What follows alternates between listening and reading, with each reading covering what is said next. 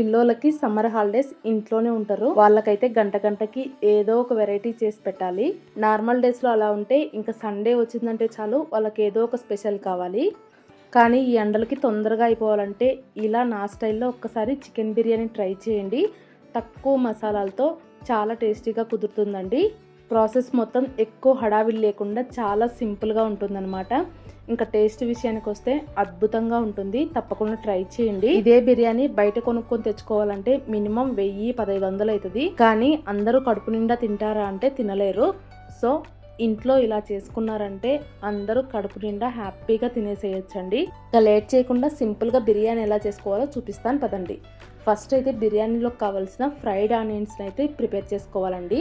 దానికోసం స్టవ్ పైన ప్యాన్ పెట్టుకొని అందులోకి సన్నగా పొడవుగా కట్ చేసి పెట్టుకున్న ఉల్లిపాయలు వేసుకొని ఇలా బ్రౌన్ కలర్ వచ్చేంత వరకు ఫ్రై చేసుకొని తీసేసుకోండి. ఇప్పుడు బిర్యానీ చేసుకోవడానికి కావాల్సినంత చికెన్ తీసేసుకొని శుభ్రంగా కడిగేసుకోండి. నేనైతే 1 kg చికెన్ అయితే తీసుకున్నానండి. చికెన్ పక్కన పెట్టేసుకొని ఇప్పుడు మిక్సీ జార్లోకి 5-6 పచ్చిమిరపకాయలు, అలాగే ఒక 2 తెల్లగడ్డలు, 2 ఇంచి అల్లం ముక్కలను ఇలా చిన్న చిన్న ముక్కలుగా కట్ చేసుకొని వేసుకొని ఫైన్ పేస్ట్ లాగా మిక్సీ పట్టేసుకోండి. ఇప్పుడు చికెన్ మ్యారినేట్ చేసుకోవడం కోసం చికెన్లోకి 1 స్పూన్ పసుపు, అలాగే 2 స్పూన్లు కారం, ఒక చిన్న కప్పు నిండా పెరుగు అయితే వేసుకోండి. అలాగే బిర్యానీ దినుసులు అన్నీ కూడా 2 చొప్పున వేసుకోండి. యాలక్కాయలు మాత్రం ఒక 4-5 వేసుకోవాలి. ఇప్పుడు అందులోకి మనం మిక్సీ పట్టి పెట్టుకున్న పేస్టు, అలాగే బిర్యానీ మసాలా వేసుకోవాలి. ఇక్కడ నేను వేసుకున్న బిర్యానీ మసాలా ఇంట్లోనే ప్రిపేర్ చేసుకున్నదండి. అలాగే 1 స్పూన్ ధనియాల పొడి, ఇంకా సన్నగా కట్ చేసి పెట్టుకున్న పుదీనా, కొత్తిమీర, ఇంకా ఒక మీడియం సైజు నిమ్మకాయ నుంచి రసం తీసుకొని వేసుకోండి. ఇప్పుడు అందులోకి ముందు ఫ్రైడ్ ఆనియన్స్ ఫ్రై చేసుకున్నాం కదా, అవి ఫ్రై చేసుకోగా మిగిలిపోయిన ఆయిల్ని ఇలాంటి పెద్ద గుంతగరిటెతో ఒక 3 గుంటగరిటెలు వేసుకోండి. అలాగే ఫ్రై చేసి పెట్టుకున్న ఫ్రైడ్ ఆనియన్స్ కూడా కొన్ని వేసుకొని మొత్తం అంతా బాగా కలిపేసుకోవాలి. ఇంకా 1 టేబుల్ స్పూన్ మైన ఉప్పు కూడా వేసుకొని కలిపేసుకోండి. నేను ఫస్ట్ ఉప్పు వేసుకోవడం మర్చిపోయినానండి, అందుకని ఇప్పుడు ఉప్పు వేసుకొని కలిపేసుకుంటున్నాను. ఇలా మొత్తం అంతా బాగా కలిపేసుకున్న తర్వాత చికెన్ని 1 గంట పాటు పక్కన పెట్టేసేయండి. అలాగే చికెన్ని మ్యారినేట్ చేసుకున్న తర్వాత బియ్యం కూడా నానబెట్టుకోవాలండి. 1 kg చికెన్కి 1 kg బియ్యం తీసుకుంటే పర్ఫెక్ట్గా సరిపోతుందన్నమాట. నేనైతే ఇక్కడ పెద్ద గ్లాస్తో 3 గ్లాసుల బియ్యం అయితే తీసుకున్నానండి.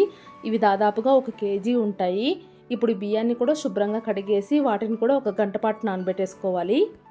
గంట తర్వాత ఇప్పుడు రైస్ని ఉడికించుకోవడం కోసం ఫస్ట్ స్టవ్ పైన ఒక పెద్ద గిన్నె పెట్టుకొని అందులో ఒక 3 లీటర్ల వరకు నీళ్లు వేసుకోండి.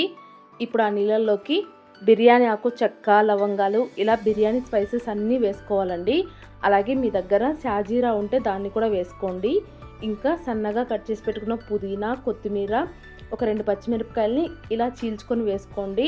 అలాగే ఒక 1/2 స్పూన్ అల్లం వెల్లుల్లి పేస్ట్, ఒక 1/2 స్పూన్ బిర్యానీ మసాలా వేసుకొని ఇంకా తగినంత ఉప్పు కూడా వేసి కొద్దిగా ఆయిల్ వేసి నీళ్ళనైతే బాగా మరగనివ్వండి. నీళ్ళైతే ఒకవైపు మరుగుతూ ఉంటాయి. ఇంకొక స్టవ్ పైన ఏ గిన్నెలో అయితే బిర్యానీ చేసుకోవాలనుకుంటున్నారో ఆ గిన్నెలోకి మనం ముందుగానే మ్యారినేట్ చేసి పెట్టుకున్న చికెన్ మొత్తం వేసేసుకోవాలి. అలాగే మీరు బిర్యానీ చేసుకోవడానికి తీసుకునే గిన్నెని కాస్త మందంగా ఉండేది తీసుకోండి. ఇలా చికెన్ వేసుకున్న తర్వాత మొత్తం అంతా ఒకసారి కలిపేసుకొని మంటని మీడియం ఫ్లేమ్లో ఉంచుకొని చికెన్ అయితే ఉడకనివ్వండి. చికెన్ ఉడికే కొద్దీ చికెన్లో ఇలా నీళ్లు ఊరి ఇంకా ఆయిల్ కూడా బయటికి రిలీజ్ అవుతూ ఉంటుందన్నమాట. ఈలోపు ఎసురు కూడా తెరిలిపోయింది. అలాగే ఎసురు తెరిలిన తర్వాత ఒకసారి ఉప్పు చెక్ చేసుకోండి.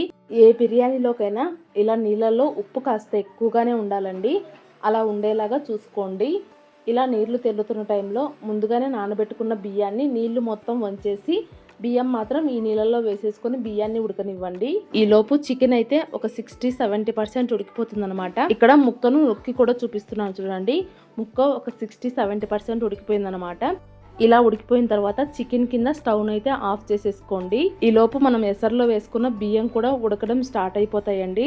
మనకు బిర్యానీ పర్ఫెక్ట్ గా కుదరాలంటే ఈ బియ్యం ఉడికేదాన్ని ఒక్కటి పర్ఫెక్ట్ గా చూసుకుంటే సరిపోతుందండి. బియ్యం ఎక్కువ ఉడికిపోకూడదు, అలాగని మరీ పలుకుగా ఉండకూడదు అన్నమాట. ఒక 80% ఉడికితే సరిపోతుంది.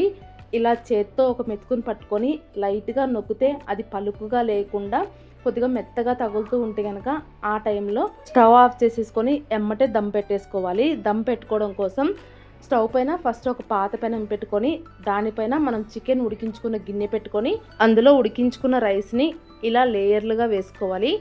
అలాగే పైనుంచి కొద్దిగా బ్రౌన్ ఆనియన్స్, ఇంకా సన్నగా కట్ చేసి పెట్టుకున్న కొత్తిమీర, పుదీనా, అలాగే చికెన్ ఉడికించుకునేటప్పుడు కొద్దిగా రసం లాగా వస్తుందండి. ఆ రసాన్ని అయితే నేను పక్కకు తీసి పెట్టుకున్నాను.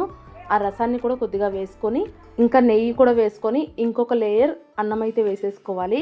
ఇంకా పైన మళ్ళీ బ్రౌన్ ఆనియన్స్, సన్నగా కట్ చేసి పెట్టుకున్న కొత్తిమీర, పుదీనా, ఇంకా నేనైతే బిర్యానీ మంచి కలర్ రావడం కోసం కొద్దిగా పసుపుని నీళ్ళలో కలుపుకొని దాన్ని కూడా వేసేసుకున్నానండి.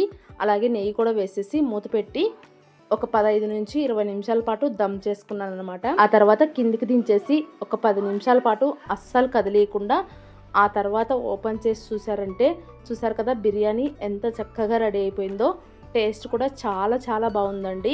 ఎక్కువ మసాలాలు లేకుండా చాలా సింపుల్గా టేస్టీగా ఉందన్నమాట. ట్రై చేయండి. ట్రై చేసి మీకు ఎలా వచ్చిందనేది కామెంట్ చేసి చెప్పండి. అలాగే ఈ వీడియో మీకు నచ్చినట్లయితే లైక్ చేయండి, షేర్ చేయండి. కొత్తగా చూస్తున్న వాళ్ళు సబ్స్క్రైబ్ చేసుకొని సపోర్ట్ చేయండి. Thank you.